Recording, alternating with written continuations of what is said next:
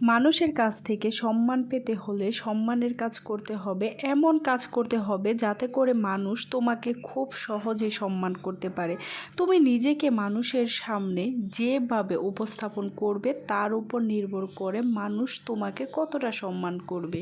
মানুষের সামনে তুমি নিজেকে অতি সামান্যভাবে উপস্থাপন করলে মানুষ তোমাকে সম্মান করবে না, তোমাকে খুবই সামান্য ভাববে। তুমি যদি নিজেকে সম্মান করো তাহলেই তুমি সম্মান পাবে। নিজেকে গুরুত্ব দেওয়ার মানে এটা না যে তুমি অহংকারী। এটার অর্থ হলো তুমি নিজেকে কখনোই কম ভাবো না, নিজেকে সবচাইতে উপরে রাখবে। তুমি নিজের কাজ এমনভাবে রাজাদের মতো করবে, মানুষকে দেখাবে তুমি রাজা না কিন্তু রাজা হওয়ার যোগ্য। আর কখনো নিজের আত্মসম্মান ক্ষুণ্ণ করবে না, নিজের অপমান করবে না, কারণ যে ব্যক্তি নিজেকে সম্মান করে না সে পৃথিবীর সবার কাছে সামান্য, কখনোই গুরুত্বপূর্ণ একজন মানুষ হতে পারে না, সে কখনো কারো কাছে সম্মান পায় না। নিজেকে সম্মান করবে তাহলে পৃথিবীর সবার কাছে সম্মান পাবে।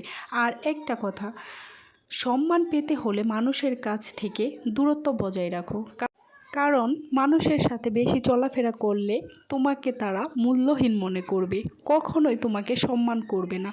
তারা এমনভাবে তোমাকে দেখবে যে তুমি সম্মান পাওয়ার যোগ্যই না। তাই নিজেকে এগিয়ে যাওয়ার জন্য নিজেকে সম্মান করো, নিজের কাজকে সম্মান করো, দেখবে সব মানুষই তোমাকে সম্মান করবে, সব মানুষই তোমার পাশে থাকবে। মানুষের সাথে বেশি বন্ধুত্ব তৈরি করলে মানুষ তোমার অসহায়ত্ব জায়গায় আঘাত করবে।